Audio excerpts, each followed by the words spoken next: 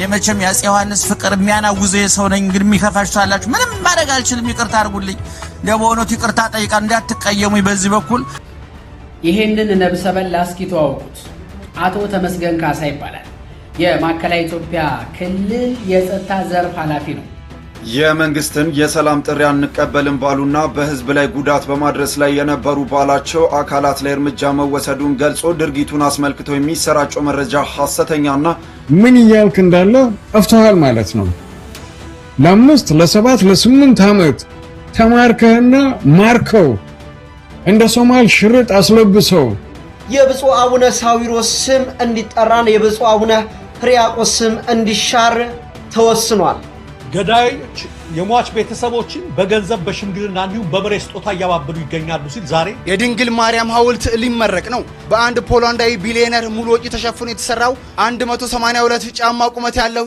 ሰላም ጤና ይስጥልኝ እንዴት አደራችሁ እንዴት ዋላችሁ እንዴት አመሻችሁ አምላክ አበው ቅዱስ እግዚአብሔር ስሙ ዛሬም ዘወትር የተመሰገነ የተወደሰ ይሁን ሶስት አበይት ጉዳዮችን ይዤላችሁ መጥቻለሁኝ የሶስቱ ወጣቶች ግድያ ተኮር በተመለከተ በጣም የተለያዩ መረጃዎች እየወጡ ነው ያሉት እሱን እንመለከተዋለን በተለይ ደግሞ የወረዳው ኃላፊዎች እየተናገሩት ያሉት ነገር ከኛ ከሰማነው ካየነው ካነበብነው ነገር ለየት ያለ ስለመጣ ነው ያው ምናልባት መንግስት ሌላ የማስቀየሻ ስራም እየሰራ ሊሆን ስለሚችል እንመለከተዋለን ሌላኛው ባጫን ደበሌ ሲያስጨፍር የነበረው ለ5 ዓመት ማርኮት የነበረው ጄኔራል አለ በህይወት ተብሎ የወጣ መረጃ አለ እንመለከተዋለን ሶስተኛው ከአዲስ አበባ ሀገረ ስብከት ጋርና ተለያየ ከመንፈሳዊ ጋር ተገናኘ የምንነሳው ሐሳብ ነው የሚሆነው ለብዙዎች እንዲደርስ ያርጉት ከወቅታዊ ጉዳዮቻችን እንጀምር የመንግስትን የሰላም ጥሪ አንቀበልም ባሉና በህዝብ ላይ ጉዳት በማድረስ ላይ የነበሩ ባላቸው አካላት ላይ እርምጃ መወሰዱን ገልጾ ድርጊቱን አስመልክቶ የሚሰራጨው መረጃ ሐሰተኛና የክልሉን ገጽታ ለማጠልሸት ያለመ ነው ሲል የማዕከላዊ ኢትዮጵያ ክልል ሰላምና ጸጥታ ቢሮ ኮነነ የቢሮ ኃላፊ አቶ ተመስገን ካሳ በወቅታዊ ክልላዊ የጸጥታ ጉዳዮች ላይ በሰጡት ጋዜጣዊ መግለጫ ያነሷቸው ዋና ዋና ነጥቦች ይህንን ይመስላሉ የችግሩ መንስኤና ቦታ በጉራጌ ዞን አበሸጌ ወረዳ በዋልጋና ዳርጌ አካባቢዎች ፋኖነን በሚሉ ቡድኖች አማካኝነት በህዝብና በጸጥታ አካላት ላይ ጥቃቱ ዝርፊያና ግድያ መፈጸሙ መቆየቱን ገልጸዋል የተወሰደው እርምጃ ደግሞ የቀረበውን የሰላም ጥሪ የተቀበሉ ተሐድሶ ተሰጥቷቸው ወደ ህብረተሰቡ እንዲቀላቀሉ መደረጉን አሻፈረኝ ባሉትና በጸጥታ አካላት ላይ ጉዳት ያደረሱት ላይ ደግሞ የተቀናጀ እርምጃ መወሰዱን አስረድተዋል የሐሰተኛ መረጃ ማስተባበያን ስንመለከት እርምጃ ብሔሩ ተለይቶ የተወሰደ ነው በሚል በነገሩ ላይ ተገቢ ያልሆነ ትርጉም በመስጠት የክልሉን መልካም ገጽታ ለማጠልሸትና ህዝቦችን አንድነት ለመሸርሸር የሚደረግ እንቅስቃሴ ከእውነት የራቀ መሆኑን ተናግሯል ስለ ሌሎች አካባቢዎች ደግሞ በምስራቅ ጉራጌ ዞን ሶዶ ወረዳ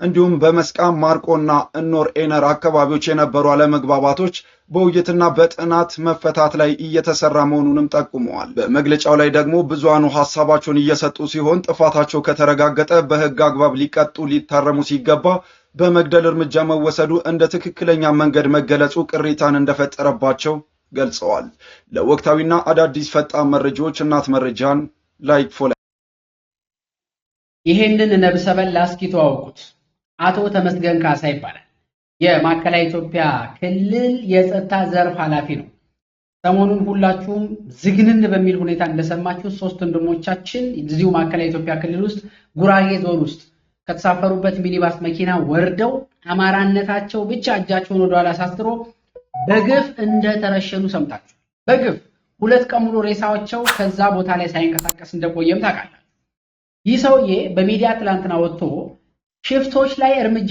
ወስደናል እንግዲህ ልባር የተገበረው የጉራጌ ህዝብም ከልብ እንዲሰማን እንፈልጋለን ሽፍቶች ላይ እርምጃ ወስደናል በራሱ በአብይ አህመድ የኪንኪ ህግ መሰረት ማንኛውም ሰው በወንጀል ወንጀለኝነቱ በህግ ወንጀለኝነቱ ሳይረጋገጥ ወንጀለኛ ተብሎ እርምጃ ይወሰድበት ነገር ግን ከተሳፈሩበት መኪና ላይ በግፍ አስወርደው መረሸናቸው ሳያንስ ለዛ ተጠያቂ ማንንም ሳያደርጉ እዛው በዛው አፋቸው ላይ መተው ደግሞ ሽፍቶች ላይ እርምጃ ወስደናል ብሏል እንግዲህ ነገ ከነገ ወዲያ የፍርድ አደባባይ ላይ እነዚህን ሰዎች ማስጣት የፋኖ ስራ ማዕከላዊ ኢትዮጵያ ክልል ውስጥ በተለይም ጉራጌ አካባቢ ግን የአማራ ተወላጆች ለረጅም ጊዜ ያክል ስቃይ ደርስባቸዋል ይህ የሚያያዘው በመጀመሪያ የጉራጌ ማህበረሰብን ከአማራ ማህበረሰብ ጋር በማዳበል አንድ በማድረግ ትንሹ ነፍጠኛ በማለት ወያኔ ስርዓት ጀምሮ እዚያ አካባቢ ያሉ የጉራጌና የአማራ ተወላጆችን በአንድ ላይ የመምታት የመጨፍለቅ አባዜ ነበር።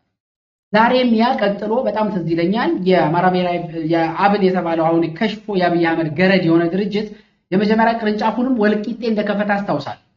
ይህ የአማራ ተወላጆች ጉራጌ ውስጥ በብዛት ይገኙበታል የሚባለውን አካባቢ በመክበብ ብቻ ኢኮኖሚ ከማህበራዊ ህይወት ቀጥሎም ነፍሳቸውን እስከ ማሳጣት ድረስ የሚደርስ ችግር እንዲፈጠርባቸው እያደረገ ያለው እዛ አካባቢ ያለ አሁንም ተነቅሎ ያልወጣ አስተዳደር። ስለዚህ ነገ የፍርድ አደባባይ ሲመጣ የፍርድ ጊዜ ሲመጣ እንዲህ ያሉ እከኮች ሬታቸው እንደሚጎተት መታወቅ በቻለ ለዚህም የተከበረው የጉራጌ ህዝብ ደግሞ ከጎናችን እንደሚሆን አልጠራጠርም። ምክንያቱም እንዲህ አይነት በደሎችን አማራ ላይ ስላየ ብቻ አይደለም እኛ እንቃወም። የትኛውም ኢትዮጵያዊ ላይ የትኛውም ዓለም ላይ ያለ ሰው ላይ ቢፈጸም እንቃወማለን። የማዕከላዊ ኢትዮጵያ ክልል ሰላምና ጸጥታ ቢሮ ኃላፊ ናቸው። ስማቸው አቶ ተመስገን ካሳ ይባላል። ተመልካቾቻችን የማይሰማ ጉድ የለም መቼም ኢትዮጵያ ውስጥ በጣም የማይሰማ ጉድ የለም። ሰሞኑን ሁላችሁም እንዳያችሁት 3 ወጣቶች በአበሽጌ በአሰቃቂ ሁኔታ ተገድለዋል እና መጀመሪያ አቶ ተመስገን ያሉትን ባጭሩ ቀንጭቤ ለምን ተገደሉ እነዚህ ወጣቶች ቤተሰቦቻቸው ለምን ተገደሉ የሚል ጥያቄ ነው ህዝብ እየጠየቀ ያለው። እሳቸው የመለሱት መልስ ሽፍታን ተቆጣጥሮ ነፃና ሰላማዊ አካባቢ በመፍጠር የህዝቦችን ደህንነት ማረጋገጥ ላይ በትኩረት እየሰራን እንገኛለን። ሽፍታዎች የጦር መሳሪያ በመታጠቅ በግድያ ላይ የተሰማሩና በመንግስት ጸጥታ አካል ላይ ጭምር ጉዳት የሚያደርሱ አካላትን ሽፍታዎችን በአሁኑ ሰዓት ላይ እያሳደድን እየቀጣን ነው የምንገኘው መልሳቸው። በመሆኑም በቅንጅት በተሰሩ ስራዎች የመንግስት የሰላም አማራጮችን አንቀበልም ባሉ ሽፍታዎች ላይ እርምጃ ተወስዶባቸዋል። ተጨባጭ ሀቅ ይህ ሆኖ ሳለ የክልሉን መልካም ገጽታ ለማጠልሸት የሚሰሩ ኃላፊነት በጎደላቸው ሐሰተኛ ሚዲያዎች አሉባልታና ከእውነት የራቀ መረጃ እያሰራጩ ይገኛሉ። የእነዚህ ሚዲያዎች ሐሰተኛ መረጃ በማስረጃ ያልተደገፈ እንዲሁም ክልሉን የማይመጥንና የህዝቦችን የእርስ በርስ አንድነት የሚሸረሽር ነው በማለት ተናግረዋል። ይሄ ብቻ አይደለም፣ ዜናውን ልጨርሰው። ገዳዮች የሟች ቤተሰቦችን በገንዘብ በሽምግልና እንዲሁም በመሬት ስጦታ እያባበሉ ይገኛሉ ሲል ዛሬ መሰረት ሚዲያ አሁን ነው የዘገበው። ከዚህም በተጨማሪ ጥፋተኞቹ በህግ ከተጠየቁ ገዳዮቹ በህይወት መኖር እንደማይችሉ ቤተሰቦቻቸውን ያስፈራሩባቸው ነው ማለት ስም አይጠቀስ ያሉ ድርጊቱ ሲፈጸም በአይናቸው የተመለከቱ ይህን ለመናገር ህሊና ያልፈቀደልኝ ያሉ የመንግስት መረጃ ምንጭ ነግረውኛል ይላል መሰረት ሚዲያ። በተለይም ለሟች ቤተሰቦች የሞቱበትን ምክንያት አናውቅም በሉ፣ መንግስት አልገደላቸውም በሉ፣ አሊያ ግን እኛ ከታሰብ እናንተም ትሞታላችሁ በማለት ቀጥተኛና ከባድ የሞት ዛቻ እያቀረቡላቸው። ይህ ትናንትና በነበረው መረጃ ላይ አጋርቻችሁ ነበረ። በጎን ሄደው ቤተሰቦችን የሚያስፈራሩበት መንገድና ደግሞ ለሚዲያ የሐሰት ትርክታቸው ለመስጠት የሚፈልጉት ነገር እንደዚህ ነው። በጎን መጥተው በሚዲያ የሚያስተላልፉት ነገር እነኚህ ሰዎች ሽብር ስራ ላይ ነበሩ፣ ሽብር ስራ ላይ ግን አልነበሩም እንደምናውቀው መረጃ ውስጥ ከተመለከትነው ድረስ። በአንጻሩ ደግሞ ቤተሰብ ሄደው ደግሞ ገድለዋቸው እንዳታነሱ ካነሳችሁ እናንተም እንደርባቸዋለን ብለዋቸው ነበረ። በሽምግልና ተያዘ። ከሽምግልና በኋላ ደግሞ የእኛ መረጃ የምታወጡ ከሆነና እኛም እንያዝ ከሆነ ደግሞ እናንተን እንገላቸዋለን ጭምር የተባለ በዚህ ጋር መጥቶ ደግሞ የሐሰት ትርክት ደግሞ በሚዲያ ደግሞ ከበር እንዲደረግላቸው ይፈልጋሉ። ድርጊቱ እጅግ ዘግናኝ እንደነበር የሚገልጹት መረጃ ሰጪዎቹ ንጹሐን ዜጎቹ ከመኪና ከወረዱ በኋላ እጆቻቸው ወደኋላ በገመድ ማሰር አሰቃቂ እንግልት እንደፈጸሙባቸው በመጨረሻቸውም ጭንቅላታቸውን በጥይት በመምታት እንደገደሏቸው አስታውሰዋል ይላሉና ሁለት ዜና ነው የምናየው። የመጀመሪያው የማባበል ነው። አሁን መሰረት ሚዲያ የዘገበው ድንጋጤ ህዝብ ስለተቆጣ፣ ነገር ግን ሊሸፍኑት አልቻሉ። ሊሸፍኑት ስላልቻሉ መጀመሪያ ያወጣነውን ዜና መግለጫ ማውጣት ነበረባቸው። በማን አማካይነት? በዚህ ሰውዬ አማካይነት። እኔ ኢትዮጵያ ውስጥ መንግስት አለ ወይ ብዬ የምጠይቀው ራሱ አሁን አንድ ዋነኛው ለብልጽግና ደጋፊዎች ራሱ ይሄ ሰውዬ ካልታሰረ ማለት ይሄ የሰጠው ማለት ለምን እነዚህን ወጣቶች ገደላችሁ ሲባል ነፃ እርምጃ የደርግ አይነት ታያደ ይደረጋችሁ ደግ ባለሙያነትህ ወንጀል አልፈጸሙም፣ ተሳፋሪዎች ናቸው። ቢፈጽሙ እንኳን እጅ ከፍንጅ የተያዘ ሰው ወንጀል ከሰራ በህግ ተጠይቀዋለህ እንጂ ወስደህ ፍርድ ቤት ታቀርበዋለህ። ከመንገድ ላይ ነፃ እርምጃ ብለህ እንደ ድሮ ጊዜ ያልታወሰ የተጠየቁት ተመልከት። ለምንድን ነው የገደላችኋቸው? ሶስቱን ሽፍታ እያጸዳን ነው እየተጠየቃችሁ ያላችሁት ስፔሲፊክ ጥያቄ እነዚህ ሶስት ወጣቶች እናቶቻቸው እያለቀሱ የሚገኙት ልጅና ሚስት ያላቸው ቤተሰብ መስርተው ሲንቀሳቀሱ የነበሩ ወጣቶች በማንነታቸው የአማራ ተወላጅ መሆናቸው ነው ሽፍታ ያስባላቸው። በጣም የሚያስደነግጥ መግለጫ ነው ያወጣው። ይድረቃችሁ። እኔ ከግድያው በላይ ያስደነገጠኝ የዚህ ሰውዬ መግለጫ ነው። እርምጃ እንወስዳለን ሽፍታ ሰላም ተሳፋሪዎችን ያወረደ እያጸዳን ስለሆነ በምን ሄደ ፋኖን እንትን ይዝ ፋኖ የሚደግፋሉ በምንድን ነው መለኪያው? አማራ የሆነ እዛ አካባቢ እንደዚህ አይነት ደፋር መግለጫ ሰጠ። በእርግጥ አሁን ይሄ የአማራ ህዝብ ተነስቶ ይሄን መንግስት ከስሩ ቢመነግረው ምንድነው እንትኑ ማለት ነው። ለዚህ ነው የአማራ ህዝብ ትግል ፍትሃዊ ትግል ነው። ምንም ማብራሪያ ማስተባበያ አያስፈልገውም። እንዲህ አይነት ባለስልጣናት ናቸው ያሉት። እንዲህ አይነት ባለስልጣናት ሲናገሩ የሚያስቡ የሚገስጹ ቋሪዎች አሉ። አማራነታቸው ሽፍታ አስገድሏቸዋል። ከዛ ደግሞ ኮራ ብሎ ሽፍታን የገደልነዋል። መጀመሪያ ላይ እንዳይወጣባቸው ማባበልና ማስፈራራት ፈልገው ነበር ቤተሰቦቻቸው። ነገሩ ግን ከቁጥጥራቸው ውጭ ወጣ። ሲወጣባቸው ደግሞ እጅግ የሚያስፈራ መግለጫ ሰውየው ራሱ በቃ እንትን የመሰለ ሲመለከተው ራሱ አቃለው ነገ ጧት ፍርዱ እንደሚቀበል እሱ ግን እስከዚህ ድረስ ነው የተደረሰው ለማለት የሆነ ያለው ነገር ሆም ብለው ገደሏቸው። መርጠው ለይተው ከመኪናው ሳስወርደው ገደሏቸው። በነገራችን ሽፍታ መሆን ለማወቅ መጀመሪያ እነኚህ ሰዎች እጅ ከፍንጅ መያዝ አለባቸው። አሊያም ደግሞ ይሄን ነገር ሲሰሩ የታወቀ መረጃም ዶክመንት ማቅረብ ነበረባቸው። በዚህ ጊዜ እንዲህና እንዲህ ሲያደርጉ ነበር፣ እንዲህና እንዲህ ሲዘርፉ ነበር መባል ነበረባቸው። በሰላም ተሳፍረው ይሄዱ ያሉ ሰዎች ከባስ ከመኪና ላይ መርጦ አስወርዶ ወደው የፍጥኝ አስሮ ገሎ ቤተሰቦችንም እንገላችኋለን ከኛ ጎን ካልሆናችሁ ብሎ እያስፈራራቸው ይሄን ሬሳ ካነሳችሁ እንገላችኋለን እያሉ እየተናገሩ ተመልሰው መጥተው ግን ሽፍቶችን እያጸዳን ነው ብሎ ማለት ኦፊሻሊ ሽፍቶችን ወይ ደግሞ አማራዎችን በዘራቸው ምክንያት ለይተን እያጸዳናችሁ የሚል አንምታ እንደሚጠረጠር የለውም። የባጫ ደበሌ የማረከው አካል አለ ተባለ። ስሙት። 48 ዓመት ወታደር ቤት ነኝ አለ።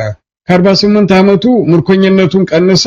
ከዛ በኋላ የተማረው አካዳሚ የሚሊተሪ ሳይንስ ካለ ከዛ በኋላ ገብቶ ያሸነፈባቸው ጦርነቶች ካሉ ባጫ ደበሌ እንዲህ በየሚዲያውና በየቲክቶኩ አቋረጡት እንጂ ዲና ሙፍቲም ጀምረው ነበር እና በየቲክቶክ እየመጡ የሚናገሩት ነገር ለኛ ወይ ለኔ የስጋትና የፍራቻ ምልክት፣ የህዝቡን የልብ ምት ማዳመጥ፣ የሚሰጠውን ግብረ መልስ መስማት። ምክንያቱም ትላንት የነበርክበትን አንተነትህን ክደህ የምትናገር ከሆነ ምን እያልክ እንዳለ ጠፍተዋል ማለት ነው። ለ5 ለ7 ለ8 ዓመት ተማርከህና ማርከው እንደ ሶማል ሽርጥ አስለብሰው የመድረክ ተዋዛዋዥ ያደረጉህን የትላንት ጀነራሎች አሁን በህይወት ያሉትን አልተማረኩም የማረከኝ ወንድ መጥቶ ይናገር ካልክ እንዴ አንተ ኦሮሞ ስለሆንኩ እኔን ስሜን ለማጠልሸት ነው ካለ አባዱላ ገመዳ 5 ዓመት በምርኮኝነት የነበርኩበትን ዘመን በምን እንዳለፍኩት አላስታውስም። ምክንያቱም ኤርትራ ውስጥ የነበርንበት ሁኔታ በጣም ከባድ ነው። እግዚአብሔር በችሮታው ነው ያወጣን። ባጫ ደግሞ ወተት ስለበጠበጠልን ነው ባጫ የተባለ ብሎ እየመሰከረ የማረከኝ ወንድ ይምጣ ማለት ምን ማለት ነው? ማዕረግና ስልጣን ስላልነበረ ነው እንጂ ቴሌቪዥን ላይ አምጥቶ ከኤርትራ መንግስት ይደቅነው ነበር። ይህ ነገር ምንድነው? ከአብይ ጀምሮ እስከታች ያሉ የብልጽግና ባለስልጣን ኢትዮጵያ ውስጥም ከኢትዮጵያ ውስጥም ያለውን በዘር በሃይማኖት የማፋለስ የማጣላት እርስ በርሱ እንዳይተማመን የሚያደርጉት ነገር ነው። ከዛም ባለፈ ትክክል ነው፣ እውነቱን ነው። አሁን የኤርትራ መንግስት ፕሬዝዳንት እንዳየው ነው አፈር ላይ ኮረኮንች ላይ መንደር ላይ የተጣለ የሐዘን ዳስ ውስጥ እንደማንኛውም ሰው ቁጭ ያለ ነው። እዛ ልዩ ምግብ አይበላም። ቆሎ ከመጣ ቆሎ ይበላል፣ ቂጣ ከመጣ ቂጣ ይበላል። ከህዝቡ የተለየ ፕሌት አይመጣለትም። እና ባጫ ዳቦ ነው የሚበሉ አለ። ኤርትራ ሰራዊት ዳቦ የሚበላ ከሆነ ጀነራሎቹ ዳቦ ነው የሚበሉ። ይህም በአንድ ወቅት ፕሬዝዳንት ኢሳያስ አፈወርቂ ስለ ልጆቹና ስለ ኤርትራ ውስጥ ያሉ ባለስልጣናት ሲናገር ካስታወስ ምን ስለሆን 6 ጣት አለን እንደኛ ህዝቡ ሽሮ እየበላ ህዝቡ እንደማንኛውም ትራንስፖርት ተጠቃሚ በባስና በታክሲ እየተንቀሳቀሰ የኔ ልጆች ወይ ደግሞ ሌሎች ሚኒስትሮች በልዩ መኪና የሚሄዱበት ምክንያት የለም ብሎ ነበር። በ1998 ጦርነት አንድ የግብጽ ጋዜጠኛ ቤቱ ድረስ ሄዶ ነበር። እንዴ ጎመንና ድንች ነው ወይ የምትበላ ሲለው እንዴ ምን እንድበላ ትጠብቃለህ? እኔ እኮ ስጋ በሊታ እንስሳ አይደለሁም። እንደማንኛውም ህዝብ ሽሮ እንበላለን፣ ጎመን እንበላለን፣ ምስር ክክ እንበላለን፣ ስጋ እንበላለን እንደማንኛውም ህዝብ አለው። እና ባጫ ደበሌ ኢትዮጵያ ውስጥ ያሉና እሱ ራሱ ህዝቡ በራብ እየተሳቀቀ ህዝቡ ጉርሻ እየተሸጠለት ጧት ሰንገበር የሚታረድላቸው ከሆነ የኤርትራ ጀነራሎች እንደማንኛውም ሰራዊት ዳቦ መብላታቸው ለኛ ኩራት ነው። ለኛ ባለስልጣኑ ከማንኛውም ተራ ሰራዊት ጋር ያላቸው እኩልነት፣ ለዛውም የደረቀ ዳቦ ብትወረውረው ሰው የሚፈነከት ዳቦ ነው የሚበሉ ጀነራሎቹ ከኛ ጋር እንጀራ ሲበሉ በልዩ ነው የሚያዩት አለ። እውነቱን ነው።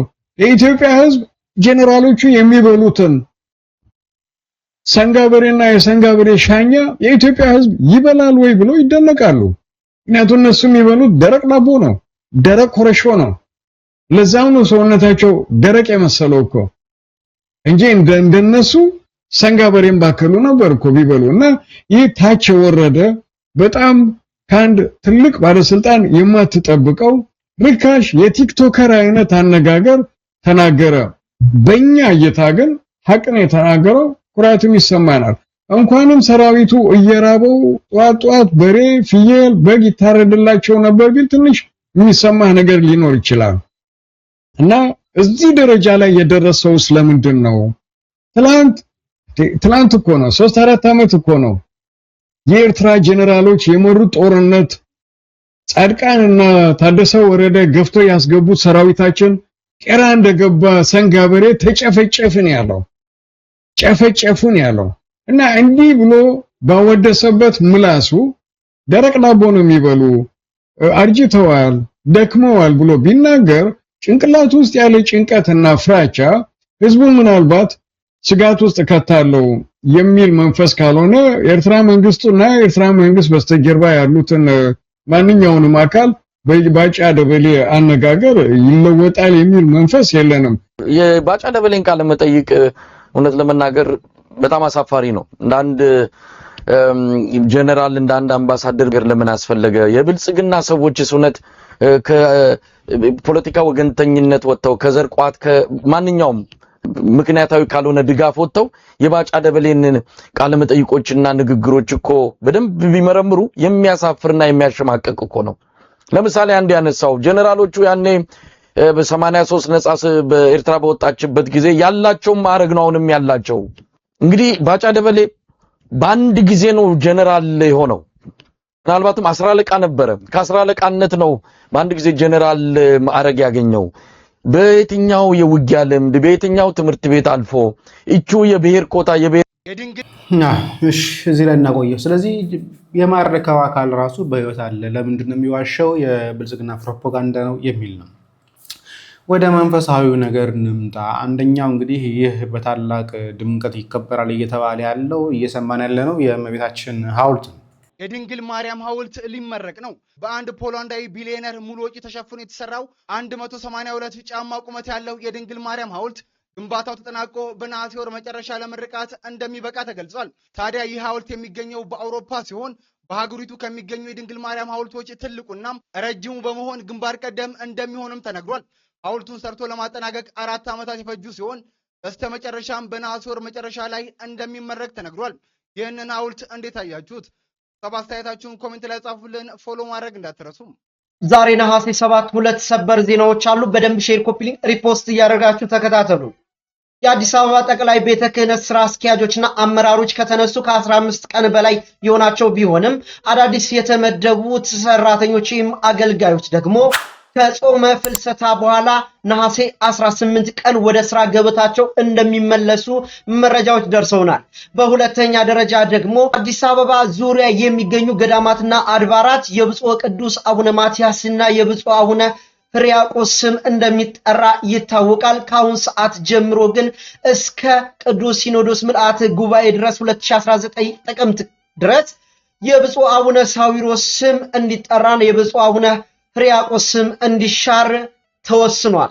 ሐሳብ አስተያየታችሁን ስጡበት። አዲስ መረጃ እንዳገኘው ወደ እናንተ ያው እንግዲህ እግድ እንደነበረባቸው ባለፈው ስናነሳ ነበረ። ከአዲስ አበባ ታግደዋል። እሳቸውም ብቻ ሳይሆን ስራ አስኪያጅ የነበረውም አካል እንደታገደና ወደ ማተሚያ ቤት እንደገባ ዘግቤላቸው ነበር። በእሳቸው ቦታ ዛሬ እንግዲህ አዲስ አበባ ላይ አቀባበል እየተደረገላቸው ያሉ አባት አሉ። ውድ ኦርቶዶክሳውያን ቴሌሚዲያን ኮፒሊንግ ሼር ሪፖርት እያደረጋችሁ የአዲስ አበባ ሀገረ ስብከት አዲስ ስራ አስኪያጅ መመደቡ ነው እየተነገረው። ከኋላ የምትመለከቷቸው መልአከ ብርሃን ሰለሞን በቀለ የአዲስ አበባ ሀገረ ስብከት ዋና ስራ አስኪያጅ ሆነው መመደባቸው ነው እየተነገረው። የቦሌ ሆተ ብርሃን ቅድስት ማርያም ካቴድራል ዋና አስተዳዳሪ የነበሩት ከኋላ የምትመለከቷቸው መልአከ ብርሃን ሰለሞን በቀለ የአዲስ አበባ ሀገረ ስብከት ዋና ስራ አስኪያጅ ሆነው መመደባቸው ነው እየተነገረው። በመሆኑም በነገው ዕለት ነሐሴ 8 ቀን 2018 ዓ.ም በሀገረ ስብከቱ አዳራሽ ከ2 ሰዓት ጀምሮ አቀባበል እንደሚደረግላቸው ነው የተነገረው። ኦርቶዶክሳውያን ቴሌሚዲያን ኮፒሊንግ ሼር ሪፖርት እንግዲህ አቀባበል እየተደረገላቸው ነው። አሁን እየተመለከትኩ ነበር አንዳንድ መረጃዎቻቸውን። አዲስ አበባ አዳራሽ ላይ ትልቁ አዳራሽ ላይ ተገኝተው አቀባበል የተደረገላቸው ነው። መልካም የኃላፊነት ጊዜ እንላለን። እንግዲህ በመልካምነት ይመሩታል። አላቅም አዲስ አበባ ላይ ቦሌ ላይ የሚገባ በምን አይነት መልኩ እናውቃለን። ከዛ አዲስ ሲመደቡ ደግሞ እግዚአብሔር ይምራቸው፣ እግዚአብሔር ቀናውን ነገር ያስተካክልላቸው፣ በመልካም መርተው የተሻለ አሰራር እንደሚያጋጥማቸው እንጠብቃለን። ካልሆነ ግን ያው ወደ ሚዲያ መቅረባቸው አይቀርም። እኔ መቼም የአፄ ዮሐንስ ፍቅር የሚያናውዘ ሰው ነኝ። እንግዲህ የሚከፋችሁ አላችሁ፣ ምንም ማድረግ አልችልም። ይቅርታ አድርጉልኝ። በእውነቱ ይቅርታ ጠይቃለሁ፣ እንዳትቀየሙኝ። በዚህ በኩል እኔ የአፄ ዮሐንስ በጣም አድናቂ ነኝ። ከዚህ በፊትም በአደባባይ ከሰዎች ጋር ተጣልቼበታል። እውነቱን ለመናገር ለተዋህዶ ቤተክርስቲያናችን አፄ ዮሐንስ ባለውለታ። አፄ ዮሐንስ ከትግራይ መጥተው ደብረ ሊባኖስን ኢየሩሳሌም ሄደው ደብረ ገነትን እና ሌሎችም ነገስታት አፄ ኃይለ ሥላሴ አክሱም ሄደው ቤተክርስቲያን ሰርተዋል። ነገስታቱ በአብዛኛው ቤተክርስቲያን ይሰራሉ። ይህ እስከ አፄ ኃይለ ሥላሴ የነበረ ነው። በኋላ ይቀጥሎ ያለው መንግስት ሲመጣ ቤተክርስቲያን በጠቅላላ ከዚህ ከምታገኘው ነገር ሁሉ ርስቶቿ ተወረሱ፣ ቤቶቿ ተወረሱ። በጣም የሚገርመው ነገር ግን ይቺ ትንግርተኛ ቤተክርስቲያን፣ ይቺ አስደናቂ ቤተክርስቲያን የበለጠ አብባ ጎምርታ አሽታ እንደባብ ቆዳዋን ገፋ ተለውጣ ቀጠለች። ትልልቅ አብያተ ክርስቲያናት የኢትዮጵያ ሕዝብ ለራሱ በኪራይ ቤት እየተንከራተተ ለልጁ ቆርሶ የሚያበላው ዳቦ ሳይኖረው እናቶች በመቀነታቸው ሳንቲማቸውን ለቅመው ቅጠል ሽጠው እንጨት ሽጠው ውሃ ሽጠው ጭጭስ ጭሶባቸው ከሰው ተራ ወጥተው ፊታቸው በማዳት ተዥጎርጉሮ ወገባቸው ገብቶ ገንዘብ አውጥተው ታላላቅ ቤተክርስቲያን ተገንብተዋል። ታውቃላችሁ። ዛሬ አዲስ አበባ የተገነቡ አብያተ ክርስቲያናት ሰው እየፈረሰ ቢሆንም ማስተማር ባለመቻላቸው ምዕመናንን ማስተማር ባለመቻላቸው ኑሯቸው እየተቃወሰ በክርስትና ንስሐ መግባት ቢያቅታቸውም የተሰሩ አብያተ ክርስቲያናት ግን ድንቅ ናቸው። እንግዲህ ያለው በሴት አንገት ቀለጥ መሰላችሁ ና እናመሰግናለን። እንግዲህ ብዙዎች እሳቸውን የአፄውን ስም ሲሰሙ የማይፈልጉ አካላት አሉ፣ የሚበሳጩ አካላት አሉ፣ እናውቀዋለን። ግን እኛ ለቤተክርስቲያን ያደረጉት አስተዋጽኦ፣ ለሀገር ያደረጉት አስተዋጽኦ ግን አንረሳውም። ወደ አንድ ትምህርት እንምጣ። አንድ ኡስታዝ አለ በቲክቶክ ላይ ግልጹን ነው የሚያስተምረው። መሐመድ ያደረገ ያለውን ነገር ያደረገ ብሎ ነው የሚናገረው። አንዳንዶቹ ግን በፕሮፓጋንዳ የለመዱ መሐመድ እኮ አዛኝ ናቸው፣ መሐመድ እኮ እንዲህ ናቸው ሲሉ የለመዱ ሰዎች ይህን ነገር ሲሰሙ ከብዷቸዋል። ፊት ለፊትም ተገናኝተዋል። መጀመሪያ የከበደው የነበረውን ስም ላሰማችሁ። እንግዲህ ያለው በሴት አንገት ቀለጥ መሰላችሁ ና እንወደምቱ።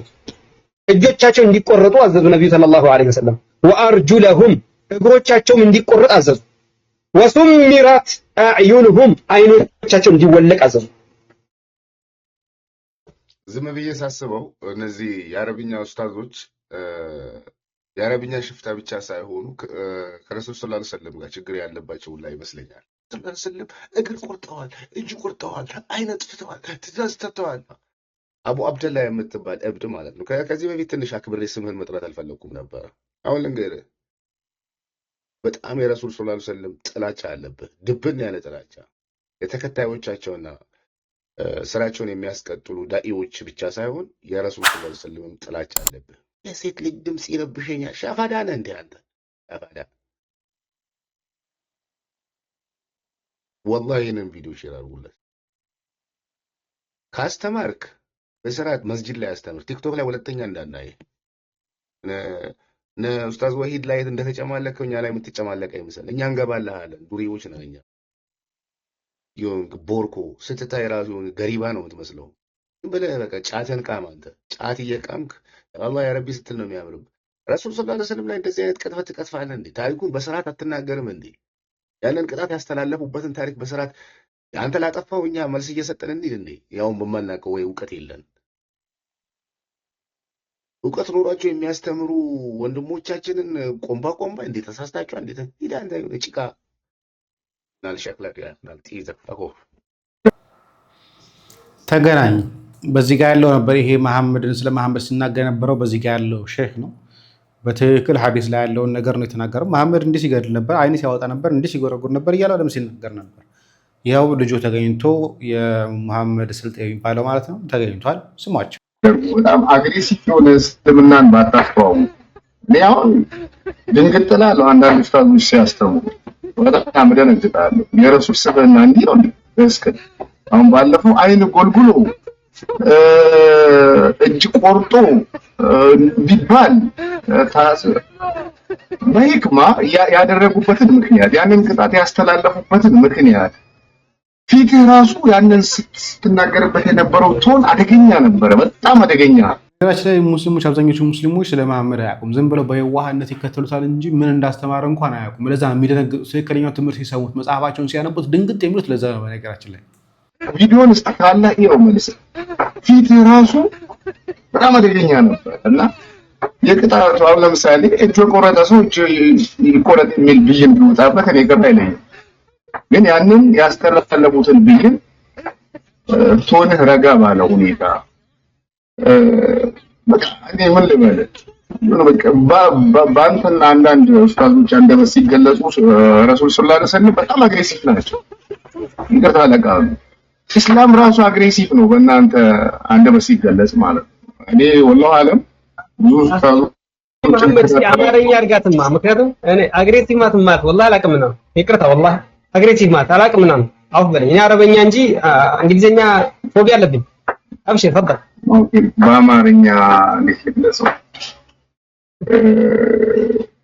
የሆነ በቃ ተናዳጅ ወይም ደግሞ ኢስላም ሆነ ታጋሽ ያልሆነ ዲን መሐሪ ያልሆነ ዲን ረሱል ሰለላሁ ዐለይሂ ወሰለም ራሳቸው ጨካኝ ምናምን በእናንተ አንደበት ሲገለጹ ጨካኝ በቃ ዲኑ እሳቸውም ጨካኝ እንደሆኑ ነው በዲኑ ላይ እውቀት ያሌለን ሰዎች የምንረዳው እና አንድ ማሰብ ያለ ጨንቋቸዋል። በነገራችን ላይ መሐመድ በግልጽ በሐዲሱ ላይ የተቀመጠው በሐዲሱ ላይ ያለው ነገር ገዳይ እንደነበሩ፣ ጨፍጫፊ እንደነበሩ፣ ብረት እያጋሉ ሰው ውስጥ የሚከቱ የነበሩ በግመልና በግመል መካከል ላይ እያሰሩ ሰዎች እንደዚህ ቅንጥስ የሚያደርጉ የነበሩ ሰው ናቸው። በሐዲስ ላይ የተቀመጠ ታሪካቸው ላይ ያለ ሲራ ላይ ያለ ታሪክ ነው። ነገራችን ላይ ግመል የሰረቁትን በግመልና በግመል መሃል እያሰሩ ግመልና ግመሉ በዳርና ዳር እንዲሄድ እያደረጉ ራሳቸውን እንዲቆርጡ ይሻደርጉ የነበረ አካል ነው። ሮሮ ሀዛኝ ተደርጎ ሊነገር የሚፈልገው ነገር ይሄ ነው። እውነታው ግን ኡስታዙ ሲናገሩ የነበረው ኡስታዙ ሲያሳየው የነበረው ኡስታዙ ሲያደርገው የነበረውና የሚናገርበት ቶን ያ ነው እውነታው። መዋሸቱ መቼም ቢሆን የትም እንደማያደርስ እናውቀዋለን። በነገራችን ላይ ብዙውን ጊዜ ግን መጽሐፍቶቻቸውን ሳያነቡ ይቀሩና እናንተ እኮ መጽሐፍቶቻቸውን ስለማታውቁት ነው እንጂ ይላሉ። ተመልሰው ግን ራሳቸው ግን ምንም ነገር እንደማያውቁት እናውቃለን። አሁን ላይ እስልምና በፕሮፓጋንዳ እየተመራል። በተለይ ቴሌግራሜን ጸጋዬ ክፍሉ የሚለውን ቴሌግራም ተከታተሉት።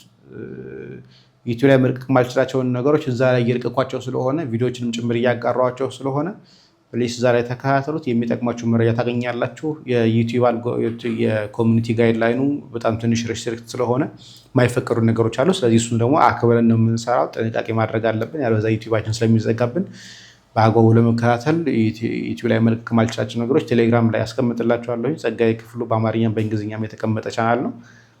ወደ ከ7500 በላይ ተከታይ ያለው ቻናል ነው። ስለዚህ ላይ ገብታችሁ ተከታተሉት፣ እዩት። ለጥንቃቄም እንዲሆን ለብዙዎች ሼር አድርጉት። ይህንን ቪዲዮ እንዲሁም ሼር እና ላይክ ማድረጋችሁ አትርሱ። በሌሎች መረጃዎች እስከመመለስ ድረስ እዚህ ላይ ላብቃ። ሰላም እግዚአብሔር ከእናንተ ጋር ይሁን። ቸር ቆዩ።